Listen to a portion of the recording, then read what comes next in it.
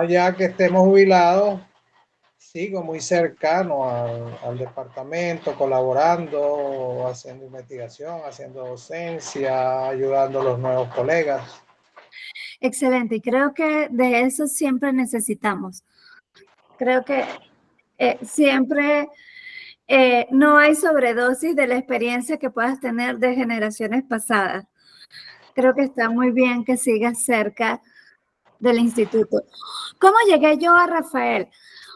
Un queridísimo profesor mío, que se llama José Brusual, que ya lo hemos entrevistado acá, me habló de Rafael y me dijo, mira, Ceci, él tiene un perfil muy interesante. Y la verdad es que sí. Y como este espacio es para hablar de cómo celebramos las diferencias desde aquello que más nos apasiona, y dije, ¿por qué no entrevistar a alguien que se dedica a la enseñanza de la química para ver cómo la química puede ayudar a celebrar las diferencias? Entonces, sin más ni más, voy con mi primera pregunta. Oh, por Dios.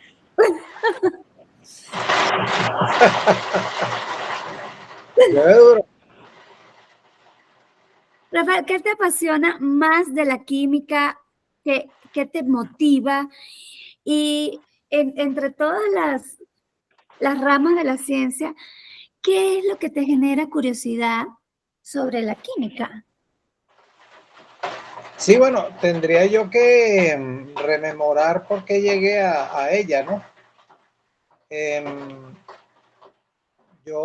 tenía yo como 11, 12 años y una muy buena amiga de la familia me regaló un libro que es un clásico. Luego me enteré que era un clásico de química general de los autores Weber e Ibars. Pero yo Ok, tenía 11 años, estudiaba sexto, primer año de bachillerato, no tenía idea yo lo que era la química. Pero empecé a hojearlo y veo un montón de fórmulas y de ecuaciones. Claro, para mí era chino totalmente. Letras, numeritos. Y bueno, empiezo a estudiar bachillerato y en principio me gustaba la biología. ok. Y bueno, me gusta la biología. Pero me di cuenta que en la biología para mí hay que tener muy buena memoria. Entonces me fascina el fenómeno biológico porque hay que tener muy buena memoria, muchos nombres raros de estructuras, de animales, de plantas, las clasificaciones. Y entonces me dije, oye, esto está complicado para mi memoria que siempre he pensado que es mala. Déjame que me quede por allí que no, que lo que está es mal entrenada. Bueno, el punto es que llego a tercer año, por supuesto, comienzo a ver química y empiezo a entender aquellas formulitas, ¿no? Ok, Eh, Me voy con lo más sencillo para la audiencia, porque todo el mundo, hasta a la gente echando broma y dice, dame un vaso de H2O. Es una fórmula que sabe todo el mundo, sepa o no sepa claro, el de agua. significado. Ok, entonces comienzo a entender aquello, comienzo a entender que H es el símbolo del hidrógeno, que O es el símbolo del oxígeno, y ese 2 entre el oxígeno y el hidrógeno, abajito, que lo llamamos su índice, me dice que si ese H2O simboliza o representa, mejor dicho, una molécula de agua, entonces ahí hay dos átomos de hidrógeno y uno de oxígeno, entonces, y luego eso escribo ecuaciones donde hay fórmulas como esa y signos más que quiere decir reacciona con y una flecha, o sea, produce. Y entonces se me abrió un mundo y me enamoró de aquello y comienzo a entender que la química es sin duda alguna uno de los grandes campos del conocimiento humano, que va más allá de simples fórmulas, de simples ecuaciones, que tiene impacto en nosotros de una manera impresionante. Claro.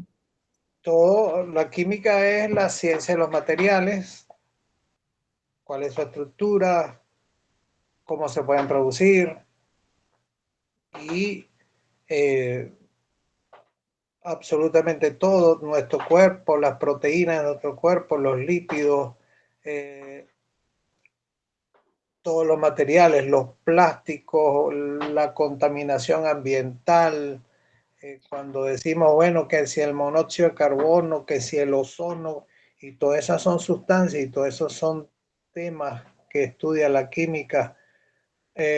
Para darte una idea de la dimensión de esa disciplina y sus aplicaciones y su tecnología, uno de los parámetros para saber si una sociedad es desarrollada o no es saber qué tanto está desarrollada su industria química, ¿no? Ah, mira, no sabía. Sí, O sea, sí. entonces fíjate, por ejemplo, en la industria química y un parámetro, ¿cuánto ácido sulfúrico produce? El ácido sulfúrico es el ácido que tienen la batería de los automóviles. Ujú. Bueno, pero se usa en muchos procesos industriales. Y el parámetro cuánto ácido sulfúrico se produce es un parámetro de desarrollo de la industria química. Y si hay un buen desarrollo de la industria química, con toda seguridad hay un buen desarrollo, al menos Claro, industrial, de esa sociedad. Entonces, algo que está en nuestras vidas, en nuestra cotidianidad. Entonces, en simplemente me nuestros días a día. No, es increíble. O sea, sí veo cómo la química toca aspectos de nuestra vida diaria, pero no sabía que, por ejemplo, los índices de sulfuro, ¿no? ácido sulfúrico. Ácido sulfúrico fuera un indicador de desarrollo. Me parece súper interesante. Yo debo confesar que la química no, no es lo mío, nunca lo fue. Mi materia favorita era la historia. La historia me fascina saber qué pasó antes, por qué pasó, cómo se hicieron o cómo se dieron las cosas. Y para entender por qué ahora somos lo que somos, ¿no? Siempre, y me encantan los canales National Geographic, todo ese tipo de cosas me encanta. Por eso Bruce Waller era mi profesor favorito. Bueno, te digo, últimamente me estaba acercando, desde el punto de vista investigativo, a la historia de la química como fenómeno que es importante para enseñar y aprender química, ¿no? Que es lo que Claro, llamamos química en contexto. Y claro. entonces, y ahí yo también fusioné historia con la química, porque también me gustaba mucho la historia. De hecho, en algún momento también pensé, bueno, eso puede ser una... Un seminario de repente. Sí, ¿no? Ese sería un seminario que yo sí asistiría. Para ver de dónde, cómo combinas historia con química. Eso sí me gustaría mucho. Mira, sí, la química nos ayuda a entender la diferencia entre todos los elementos que hay en la naturaleza. ¿Tú crees que puede haber un paralelismo para entender las diferencias entre las personas? ¿Es posible que la química te ayude a apreciar las diferencias o la diversidad? ¿Tú qué crees? Sin duda. Fíjate, te voy a mostrar, no sé qué también se va a ver, no conseguí una mejor. Ok, esa es la tabla periódica, ok, La tabla bien. periódica, ¿de acuerdo? Ujú, Aquí en la tabla periódica, aunque esta no está actualizada, esa es, bueno, una manera de clasificar los elementos, ¿ok? ¿De claro, acuerdo? Y entonces hay apenas 118 elementos, y de los cuales algunos son artificiales y son entonces muy inestables, ok, duran fracciones de segundo, y entonces los que realmente conforman ese universo que nos interesa y sobre todo nuestro planeta son alrededor de 90, ok, apenas 90, pero ellos se pueden combinar de tal forma y manera que pueden producir lo que llamamos esos elementos químicos: oxígeno, hidrógeno, helio, hierro, cobalto, níquel, sodio, potasio, uranio, calcio. todo eso que estoy mencionando son elementos, cloro, sodio, helio, todos esos elementos, salvo el último que mencioné, por cierto, que se les cuesta mucho combinarse, pero esa harina de otro costal, no nos metemos allí, se combinan y forman lo que llamamos compuestos. Ok. El hidrógeno y el oxígeno forman agua. Ok. Y quedándome con el agua, y entonces, bueno, ahora, ¿cuántos compuestos hay? ¿No? ¿Y qué tan diversos son? Bueno, te digo, para que veas la situación, cada átomo, perdón, cada elemento tiene un átomo que lo caracteriza. Ok. ¿Ok? Los átomos son unas partículas que tienen dentro de sí otras, con unos nombres un poquito raros, que más o menos por allí, si alguien ha estudiado algo, los protones, los neutrones, que están en una estructura muy pequeñita, que es el núcleo, ¿okay? El núcleo atómico, y alrededor de ellos se mueven de alguna manera los electrones. ¿Okay? Entonces, lo que caracteriza que un átomo sea de determinado elemento es el número de protones que tiene en el núcleo.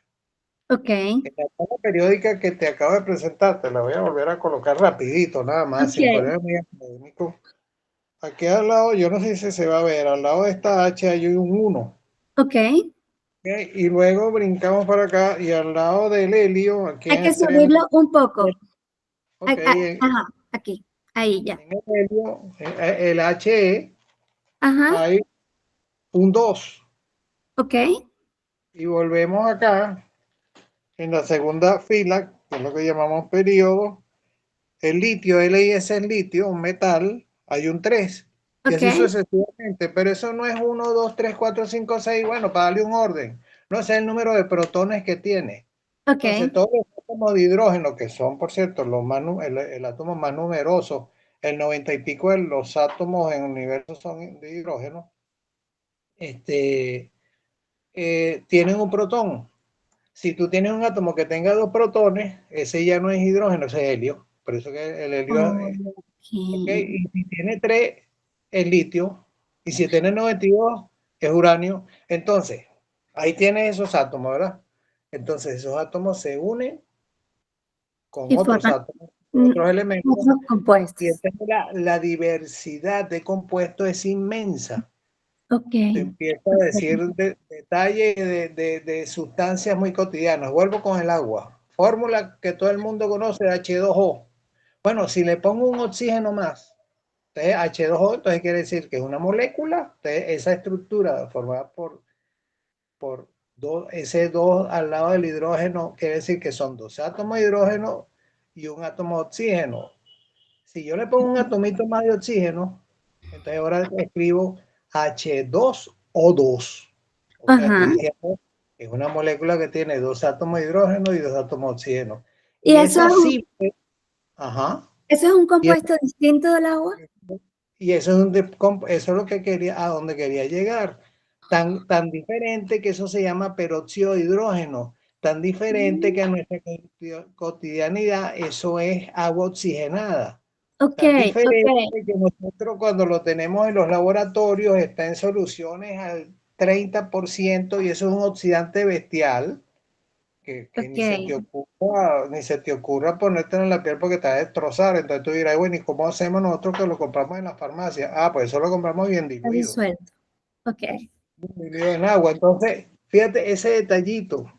Pero entonces esos son apenas 3 átomos, 4 átomos, de hecho con moléculas con 3 átomos, dióxido de carbono, que está de moda y no es ninguna moda, es una verdadera preocupación porque es tal vez el principal gas invernadero que nos está ocasionando el cambio climático. También tiene 3 átomos. Moléculas con 3 átomos, puede haber más de 1,5 millones, nada más con 3 átomos. Pero y entonces tienes moléculas inmensas y ahorita están, de hecho, salieron a la palestra hace pocos días porque quienes ganaron el premio Nobel de Química, ¿no? Establecieron vía, otra cosa que está sobre el tapete, vía inteligencia artificial, han logrado diseñar computacionalmente y describir computacionalmente miles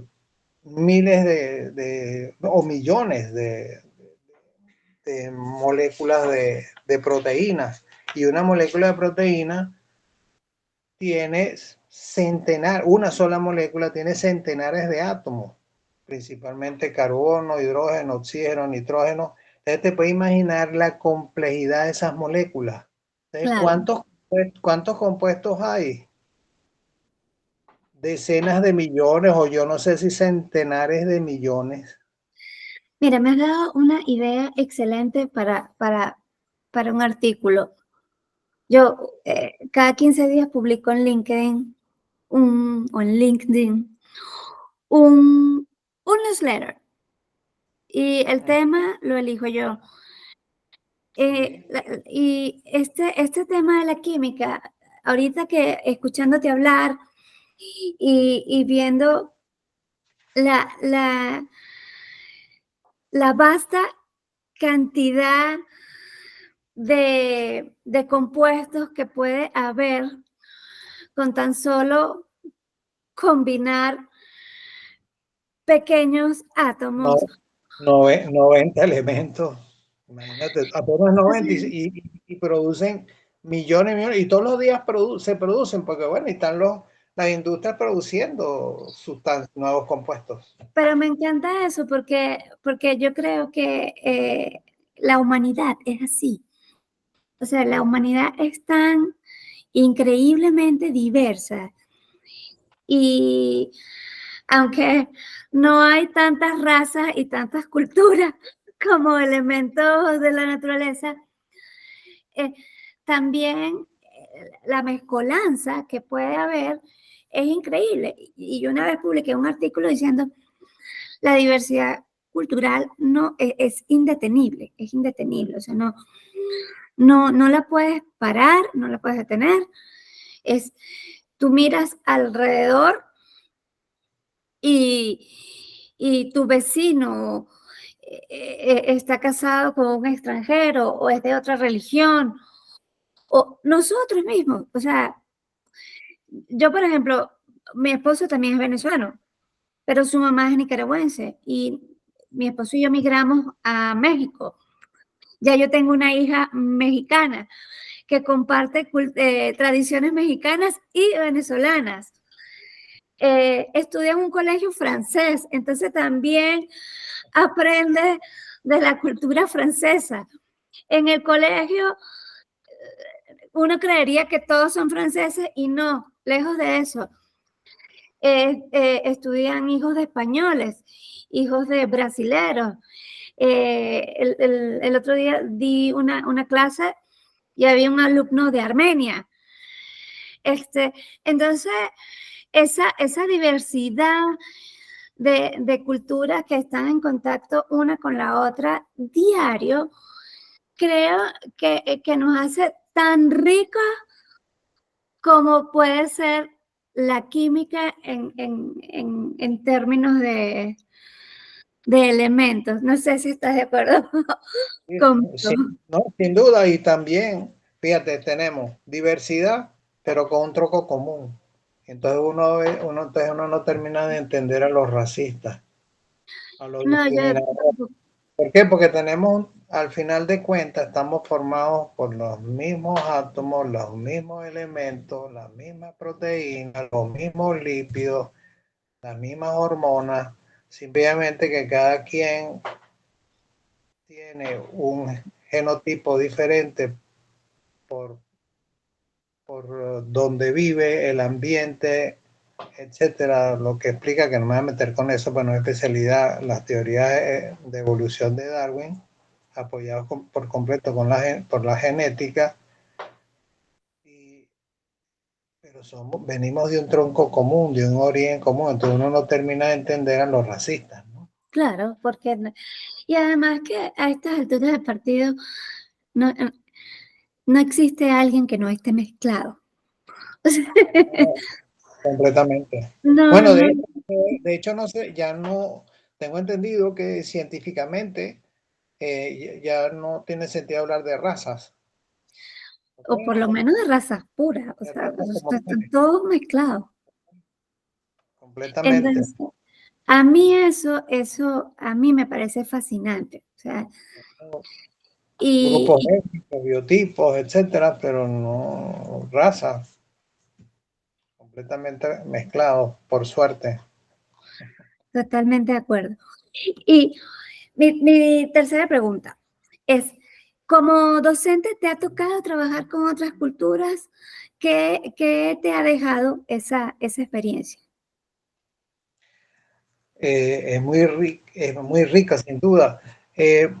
Tal vez la primera sí que me movió mucho, yo me fui a estudiar, a hacer el posgrado al exterior, tuve que estudiar inglés.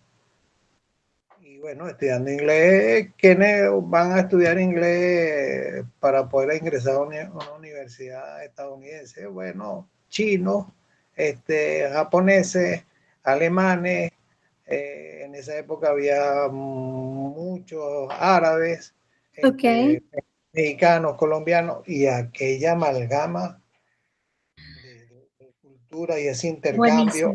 Luego llego al posgrado, compañeros también, hice muy buenas amigas con un gran amigo. Ojalá que él viera este video y de repente este me va a capturar, porque más nunca supe de él. Un amigo mexicano en el posgrado, un amigo también muy bueno colombiano. Hice muy buena, porque estudiamos, de hecho vimos cursos juntos con una colega iraní, Qué bien. y ella me decía que yo no iba a, porque en esos años había ocurrido cae el Shah de Irán y viene todo ese proceso Ok, político, religioso. Entonces ella decía, como mujer ya occidentalizada, tenía muchos años en los Estados Unidos, pero no porque se había ido de su país, sino que había ido a estudiar ok. y había hecho el pregrado y estaba haciéndolo al posgrado, y ella me decía, mira, Rafael, yo no sé, pero ella era casada, yo no sé si mi esposo piensa regresar, pero yo no voy a regresar. O sea, Ay, lo que estoy diciendo es, tuve esa oportunidad, ¿no? Y más la diferencia dentro de la misma disciplina o disciplinas, porque nosotros los docentes tenemos dos disciplinas. Nosotros tenemos que aprender, te lo pongo como ejemplo, siempre me gusta ese, el maestro de música. Tiene que saber música, tiene que saber leer música, tocar instrumentos, pero tiene que saber cómo enseñarlo, o sea, tiene que saber claro, didáctica. Y entonces claro. nosotros para formar un docente tenemos que darle herramientas en la disciplina, en nuestro caso en química, que sepa química, pero también que sepa enseñarla, que maneje la didáctica de la química. Y entonces, eh, ahí tenemos a veces diferencias, colegas que dicen, no, hay que dar las clases centrados en la disciplina, ¿no? Y fórmulas y ecuaciones y cosas, y otros decimos, ahí estoy yo, además de eso que es fundamental, tenemos que dar una química en contexto, o sea, la química que tenga que Okay. ver con el ambiente, con la industria, con la sociedad. Y entonces ahí hay diferencias, o sea, uno tiene que también aprender a vivir con las diferencias de enfoque, y eso también es diversidad. Excelente. Sí, sí. Ha sido Me parece un gran genial. aprendizaje de moverte tú en el mundo. Si hay algo que caracteriza a las universidades, la universalidad del conocimiento, y por ende somos diversos en posiciones de todo tipo, y en este caso en posiciones académicas, y ver enfoque de enseñanza de la química. Me centro en eso porque como tal me estás entrevistando como docente en química, porque yo tengo formación en química, he hecho química, pero yo me defino y soy docente en química, ¿okay? Es lo que hago, tanto porque por el aula como por las investigaciones. Entonces, hago investigación en aprendizaje y enseñanza de la química. Entonces, este, ese mundo ya de por sí es diverso y uno tiene que aprender a vivir y a convivir con esa diversidad de criterios, ¿no? No, me encantó lo que dijiste ahorita de que uno tiene que aprender a, a vivir con diferentes enfoques, porque creo que eso genera apertura de pensamiento, apertura en la capacidad de flexibilizarte, de adaptarte mejor.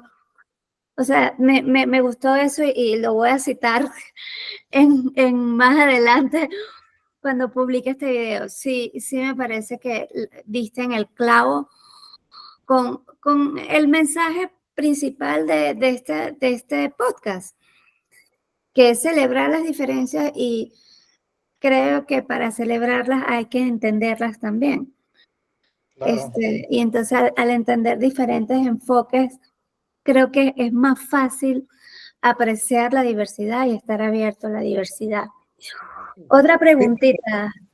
Cecilia, y algo también, porque siempre es bueno, la diferencia, o sea, la diversidad, pero también lo que nos une, ¿no? Y entonces uno lee la literatura en enseñanza-aprendizaje de la química y los problemas son los mismos en Alemania, muy parecidos en Alemania, en Inglaterra, en Colombia, en Venezuela, en los Estados Unidos. O sea, los problemas, por ejemplo, conceptuales que tienen los muchachos para aprender eh, nomenclatura química, aprender ecuaciones químicas, aprender qué es un átomo, qué es una molécula. Es igual en todas partes. Sí, pues lo mismo. Claro. Okay. Mira, otra pregunta, Rafael. ¿Has trabajado en proyectos que combinen la ciencia con la diversidad para mejorar la enseñanza? Y esto puede tener dos respuestas. Si es sí, pues me encantaría escuchar cuál fue la experiencia, ¿no? Y si es no, ¿tú crees que nos pudieras dar alguna actividad específica que pudieras proponer para crear un entorno más inclusivo dentro de un salón de clases? Ok. Fíjate, yo cuando comencé en el pedagógico estaba terminando un proyecto, o sea, de aplicarse en mi cátedra. Yo pertenezco a la cátedra de Química General, o sea, donde se dan los cursos básicos, ¿no? Ok, su nombre lo dice, ¿no? Los conocimientos generales de la disciplina para luego ir a las especialidades, ¿no? Química orgánica, inorgánica, analítica, fisicoquímica. Ok, y entonces, estaba terminando un proyecto muy interesante al cual yo poco participé porque digo, estaba llegando, que se llamó el plan enseñanza el propósito, no sé si era el nombre oficial, pero el propósito era la enseñanza de la química general a través de lo que se llama el plan Keller. El Ok, plan ¿qué es el Keller, que plan lleva Keller? el nombre de un psicólogo, creo que él era psicólogo estadounidense, el cual es, bueno, un sistema de instrucción personalizada. Ok, ¿Okay? O sea, cada quien a su ritmo, ¿no? Con sus ventajas y sus desventajas, sus críticas, etcétera. Pero lo que se intentaba con el plan Keller, entre otras cosas, es, bueno, que cada quien vaya a su ritmo. a su ritmo. Se entregan los materiales, el estudiante estudia por su cuenta, si tiene dudas va y pregunta, o sea, ahí hay periodos de consulta, etcétera, va y presenta las pruebas, si aprueba, si va para el siguiente módulo, ¿no? Entonces, por módulo, hace lo mismo, va y presenta las pruebas, si va para el tercer módulo, o sea, va cada quien a su ritmo. Yo a veces pienso, y si uno pudiese romper, o sea, porque una de las cosas que se ve mucho para las dificultades que tienen los muchachos en ciencia, es que si yo no me sé los símbolos, me voy a quedar si yo no me sé los Atrás. símbolos, yo no puedo escribir los símbolos de los elementos, yo no puedo escribir la fórmula de los compuestos. Si yo no sé escribir la fórmula de los compuestos, yo no puedo escribir ecuaciones. Y Ok, las ecuaciones son modelos que representan las reacciones químicas. La reacción química ok. no es más que un fenómeno donde una sustancia se convierte en otra. Por ejemplo, hidrógeno y oxígeno reaccionan y producen agua. El Ok, hidrógeno es una sustancia, el oxígeno es otra sustancia, reaccionan y produce el compuesto agua.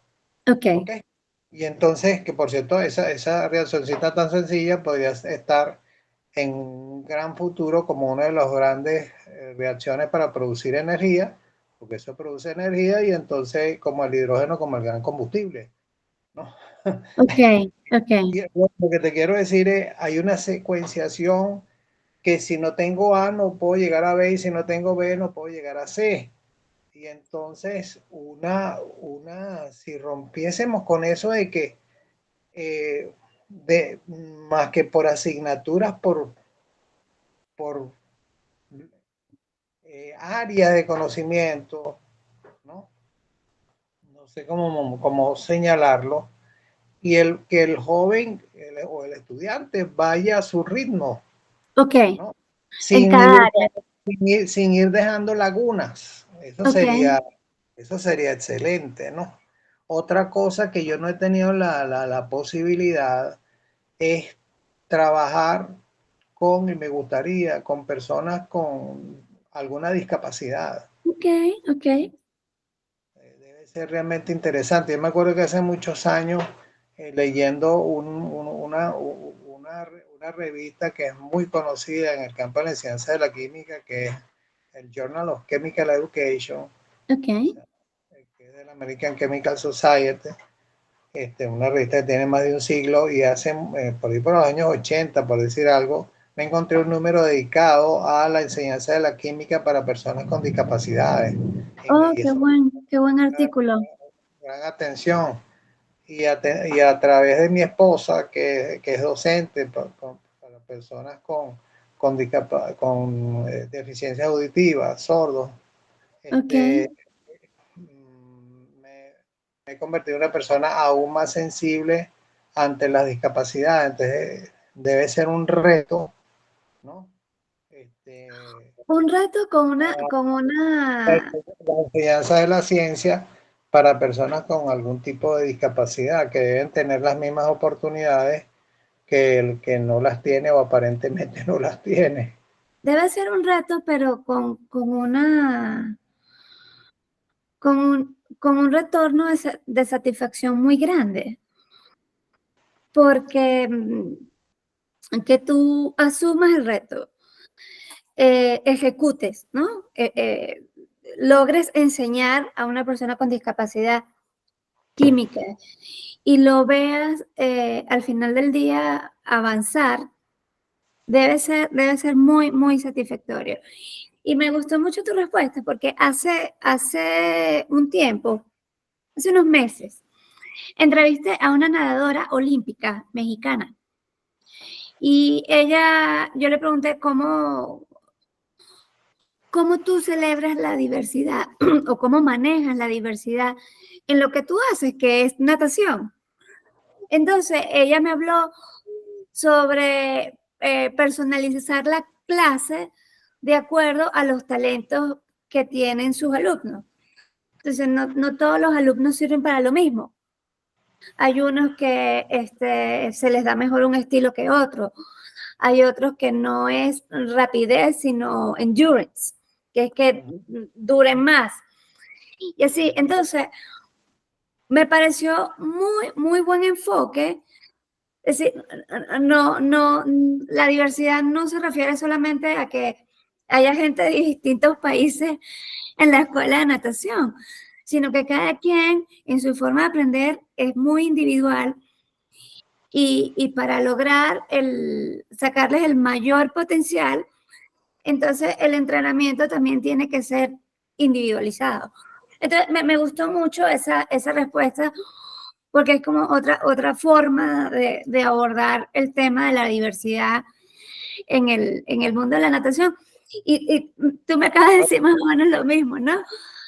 Con el método Keller, que todo el mundo va a su ritmo y sería ideal que cada persona fuera así sin dejar lagunas o gaps atrás.